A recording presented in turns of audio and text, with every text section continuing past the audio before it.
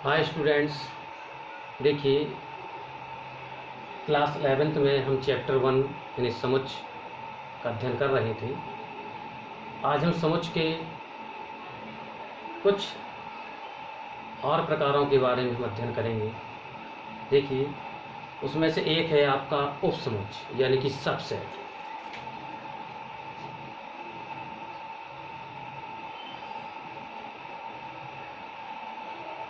ठीक, उपसमुच्च तो उपसमुच्च क्या होता है? यह कि यदि किसी समुच्च, मान लीजिए दो समुच्च ए और बी हैं, तो अगर समुच्च ए के सारे अवयव समुच्च बी में उपस्थित हैं तो ए जो है बी का क्या कहलाएगा? उपसमुच्च कहलाएगा। ठीक है, यदि समुच्चय ए के सभी अवयव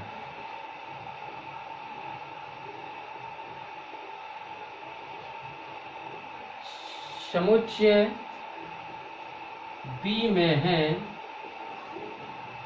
तब ए को बी का उपसमुच्च कहते हैं।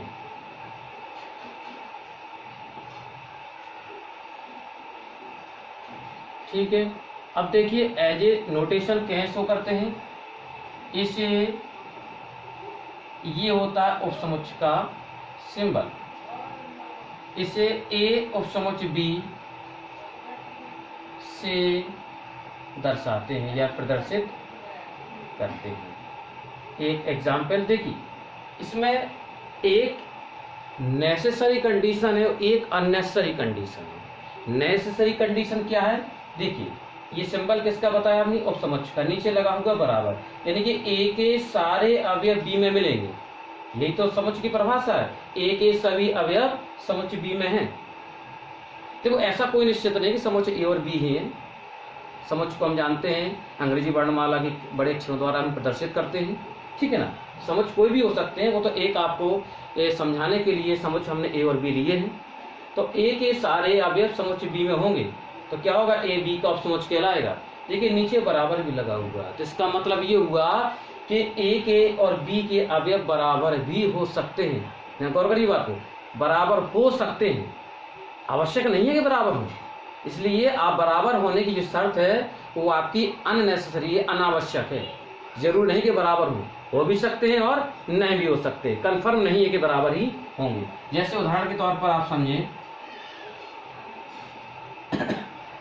जैसे हमने एक समुच्च लिखा हुआ है ए, इसमें लिखा हुआ आपने 1 2 3, और समुच्च बी लिखा हुआ है, इसमें लिखा हुआ आपने 1 2 3 4 एंड 5। राइट, तो आप खुद देखिए कि ए के सारे अवयव बी में है कि नहीं है।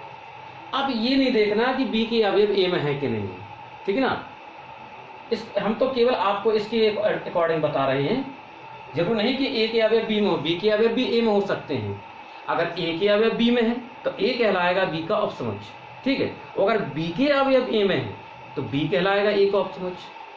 तो यहाँ पर देखिए ए के सारे अवयव बी के अंदर, देखो 1 2 3, ठीक है ना, लेकिन बी के सारे अवयव ए में नहीं है, तो बी जो है ए का उपसमुच्च नहीं कहलाएगा, ए उपसमुच्च कहलाएगा बी का। तो ए उपसमुच्च है किसका? बी का। राइट, इस प्रकार से आप शो कर सकते हैं। ठीक है, तो समुच्च क्या होता है? ऐसे दो समुच्च अगर हम कल्पना करें और उन समुच्चों में अगर किसी एक, जैसे दो समुच्च आपने ए बी ली है, ऐसे आप पी क्यू लिख सकते हैं। तो अगर पी के सारे अवयव क्यू में हैं तो पी कहलाएगा क्यू का उपसमुच्च। ठीक है ना, अब देखिए नेक्स्ट बात करते हैं हम उचित उपसमुच्च की। उचित उपसमुच्च यानी कि प्रॉपर सबसेट।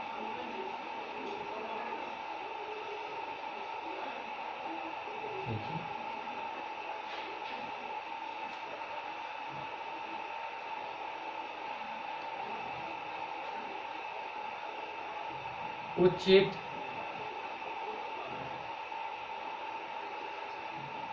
उपसमुच्च, इसको हम कहते हैं प्रॉपर सबसेट।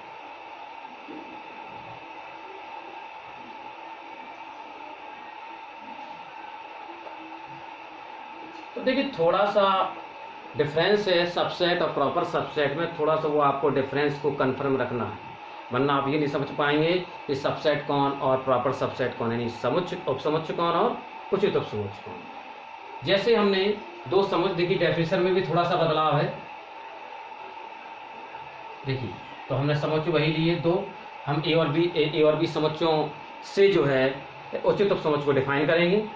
यदि समुच्चय ए के सभी अवयव समुच्चय बी में हैं, ठीक है ना, समुच्चय ए के सभी अवयव समुच्चय बी में हैं, परंतु देखिए यहां पर इतना पॉइंट और हो जाएगा, परंतु A does not equal to B. ध्यान दीजिएगा डेफिनेशन तो वही है, थोड़ा सा बदलाव हमने किया। थोड़ा सा बदलाव क्या किया, देखिए समुच्चय ए के सभी अवयव समुच्चय बी में है, परंतु ए बराबर नहीं है बी के, ये इसकी आवश्यक शर्त है। तब ए को बी का क्या कहेंगे, हम उचित उपसमुच्चय कहेंगे, उचित समुच्चय कहते हैं, ठीक है। इसका संकेत होता है ये। अब देखिए अभी आपने उपसमुच्चय के बारे में पढ़ा, ये संकेत होता है। अब आपने उचित उपसमुच्चय के बारे में पढ़ा, ये संकेत होता है। दोनों संकेतों में डिफरेंस है, थोड़ा सा माइनर डिफरेंस, याद रखें। इसमें उचित उपसमुच्चय, जब हमने उपसमुच्चय बताया था उसमें एक बात आपको बताई थी, इसमें अनावश्यक शर्त है कि जैसे हमने लिखा ए उपसमुच्चय बी, यहाँ लिखा ए उचित उपसमुच्चय बी, तो यहाँ बराबर का निशान लगा हुआ है, लेकिन जरूरी नहीं कि ए और बी बराबर ही हों। ये इसकी एक अनावश्यक शर्त होती है, ए और बी बराबर भी हो सकते हैं और नहीं भी हो सकते। लेकिन इसमें एक आवश्यक शर्त है, आवश्यक, गौर करिएगा, आवश्यक शर्त है कि ए और बी कभी भी बराबर नहीं होंगे। कहीं देखो बराबर का निशान नहीं लगा होगा, ये अंतर है दोनों में। इसमें ए और बी बराबर हो सकते हैं, जरूरी नहीं कि बराबर हो, इसलिए इसकी बराबर होने की शर्त जो है वो अनावश्यक है। इसमें ए और बी बराबर कभी नहीं होंगे, ये इसकी आवश्यक शर्त है। तो जैसे इसी एग्जाम्पल की बात करें, देखिए ए और बी, ए के सारे अवयव देखो बी के अंदर हैं, तो ए उचित उपसमुच्चय कहलाएगा बी का। लेकिन ए और बी देखिए बराबर नहीं, जो अवयव ए में है वही अवयव, जो अवयव ए है, अवयव ए के अवयव बी में तो है, लेकिन बी के सारे अवयव ए में नहीं है, यानी ए और बी के अवयव कैसे समान नहीं है, ठीक है ना। तो ए उचित उपसमुच्चय कहलाएगा बी का। अब इनमें एक बात निकल के आती है, जैसे अभी कुछ देर पहले हमने यही एग्जाम्पल उचित उपसमुच्चय के लिए लिया था, यही एग्जाम्पल हमने उचित उपसमुच्चय के लिए लिया था, और यही एग्जाम्पल हमने उचित उपसमुच्चय के लिए लिया था। तो आप देख रहे होंगे कि यही उदाहरण आपका उचित उपसमुच्चय को शो कर रहा है और यही उदाहरण आपका उचित उपसमुच्चय को शो कर रहा है। यानी कि एक बात आपकी क्लियर हो जाती है कि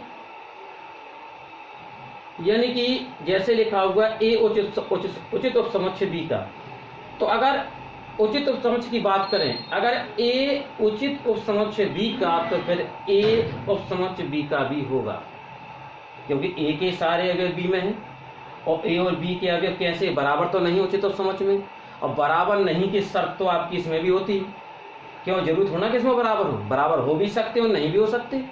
ए और बी के अवयव बराबर हो भी सकते और नहीं भी हो सकते, तो ए और बी देखिए उचित उपसमुच्चय में बराबर नहीं होते। तो उचित उपसमुच्चय जो होगा वो उपसमुच्चय की कंडीशन को भी दर्शाता है। उचित उपसमुच्चय ऑलवेज यानी सदैव उपसमुच्चय की कंडीशन को दर्शाएगा, लेकिन उपसमुच्चय सदैव उचित उपसमुच्चय की कंडीशन को नहीं दर्शाएगा। जैसे एग्जाम्पल आपके लिए बात करें, जैसे एक समुच्चय दिया है आपका एक्स में अवयव है 1 3 5, ठीक, और वाई में अवयव है 3 1 5। तो आप देखिए एक्स के सारे अवयव वाई के अंदर है, तो एक्स उचित उपसमुच्चय होगा, उचित उपसमुच्चय होगा वाई का। और गौर से देखें वाई के अवयव भी ए में, तो इस प्रकार से वाई उचित उपसमुच्चय ए का भी हो, एक्स का भी हो सकता है। लेकिन ध्यान रखिएगा एक्स उचित उपसमुच्चय है वाई का, राइट। और देखिए एक्स और वाई के अवयव कैसे हैं, बराबर भी है। लेकिन क्या आप इसको एक्स उचित उपसमुच्चय वाई लिख सकते हैं?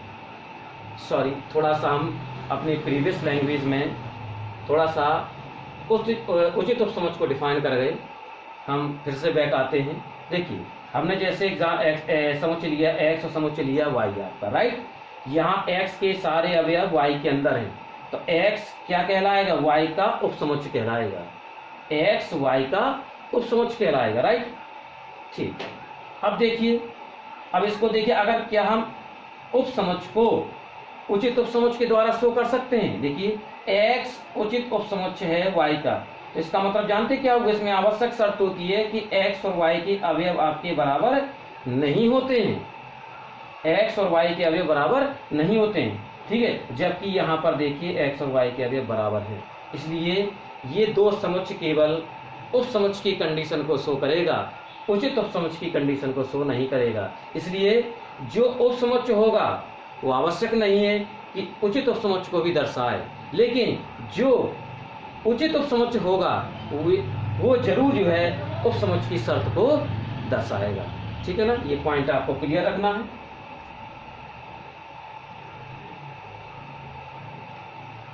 देखिए एक समुच्चय की हम चर्चा और कर लेते हैं, जिसे हम कहते हैं समष्टीय समुच्चय।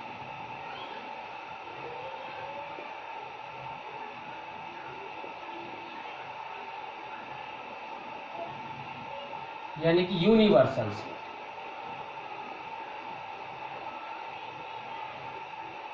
देखिए यूनिवर्स से बना हुआ है यूनिवर्सल। देखिए यूनिवर्स मीन्स होता है ब्रह्मांड। आप जानते हैं जितना भी हम अपनी आंखों से देखते हैं वो सारी चीजें ब्रह्मांड के अंदर है, इससे बाहर कोई नहीं है। ऐसे ही समष्टि समुच्चय एक ऐसा समुच्चय होता है जिसमें दिए गए सभी समुच्चयों के अवयव उपस्थित होते हैं, ठीक है ना। क्या लिख सकते हैं, ऐसा समुच्चय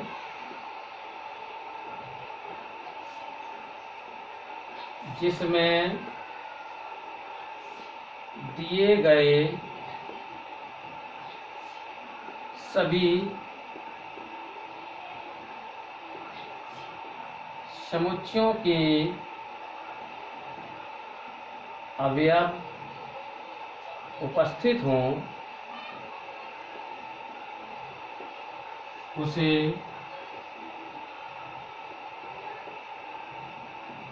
समष्टीय समुच्चय। ठीक, इसका एक नाम और है सार्वत्रिक समुच्चय। समष्टि समुच्चय भी कहते हैं इसको, सार्वत्रिक समुच्चय भी कहते हैं। अलग अलग बुक्स में अलग अलग तरीके से उन्होंने डिक्टेट किया है। इसे यू से प्रदर्शित करते हैं, कैपिटल यू से प्रदर्शित करते हैं। जैसे हम आपको उदाहरण के जरिए आपको समझाने की कोशिश करें। जैसे एक समुच्चय दिया है ए, इसमें अवयव हैं 1, 3, 5, 7, 9। एक समुच्चय दिया है बी, इसमें अवयव हैं 2, 4, 6, 8, 10, ठीक है ना। तो ये ए समुच्चय दिया है और बी समुच्चय। अब हमें क्या करना है, इन दोनों समुच्चयों के लिए एक समष्टि समुच्चय का निर्माण करना है। तो एक ऐसा समुच्चय हम बना देंगे जिसमें इन दोनों समुच्चयों के अवयव उपस्थित हो जाए। उसको यू से शो करेंगे। देखिए यू बराबर 1, 2, 3, 4, 5, आगे डॉट डॉट लगा दें। इसका मतलब हुआ कि 5 के बाद 6 भी होगा, 7 भी होगा, 8 भी होगा, 9 भी, 10 भी। तो देखिए ए के भी सारे अवयव यू के अंदर आ गए, बी के भी सारे अवयव यू के अंदर आ गए। इसे यू क्या कहलाएगा, ए और बी का क्या कहलाएगा, एक समष्टि समुच्चय आपका कहलाएगा, ठीक है ना। तो जरा हम आज ये जो हमने टॉपिक आपका लिए एक बार फिर से हम रिवाइज कर लेते हैं जल्दी से। देखिए पहले हमने पढ़ा उपसमुच्चय। उपसमुच्चय क्या होता है, उपसमुच्चय ये होता है कि अगर दो समुच्चय ए और बी है तो ए के सारे अवयव अगर बी में है तो ए कहलाएगा बी का उपसमुच्चय, ठीक है ना। इसको संकेत में ए सबसेट बी के द्वारा प्रदर्शित करते हैं, लेकिन इसमें एक अनावश्यक शर्त होती है कि ए के अवयव बी में ए और बी के अवयव बराबर भी हो सकते हैं, लेकिन जरूर नहीं कि बराबर हो, हो भी सकते हैं और नहीं भी हो सकते हैं, कुड भी हो कुड नॉट भी। सेकंड पढ़ा हमने उचित उपसमुच्चय। उचित उपसमुच्चय की कंडीशन क्या होती है कि ए के सारे अवयव बी में होंगे। अगर हम ए और बी की बात करें, ए के सारे अवयव अगर बी में हैं तो ये आवश्यक होगा कि ए और बी के अवयव बराबर नहीं होंगे, ये इसकी शर्त होगी, ठीक है ना। ए के सारे अवयव बी में होंगे, लेकिन जरूर ये आवश्यक है ए और बी बराबर नहीं होंगे। और एक बात और डिफरेंस हमने इसमें बताया था कि ये उचित उपसमुच्चय है, ये उचित उपसमुच्चय इसकी उपसमुच्चय की कंडीशन को शो करेगा, लेकिन उपसमुच्चय सदैव उचित उपसमुच्चय की कंडीशन को शो नहीं करेगा। तीसरी हमने पढ़ा आपके सामने सार्वत्रिक समुच्चय यानी कि समष्टि समुच्चय। तो ऐसा समुच्चय जिसमें दिए गए सभी समुच्चयों के अवयव उपस्थित हो वो कहलाता है सार्वत्रिक समुच्चय, ठीक है ना। उदाहरण के तौर पर आपने समझा कि जैसे दो समुच्चय ए और बी है, तो ए बी के अवयव देखिए सारे इसमें, इसलिए इसको कहेंगे इन दोनों ए बी का यूनिवर्सल सेट यानी कि सार्वत्रिक समुच्चय कहेंगे, ठीक है ना। तो आज हमने 11th में समुच्चयों के कुछ और विशेष प्रकारों के बारे में अध्ययन किया, ठीक है। आपके नेक्स्ट वीडियो में हम समुच्चय के बारे में और चर्चा करेंगे आगे। तब तक के लिए धन्यवाद।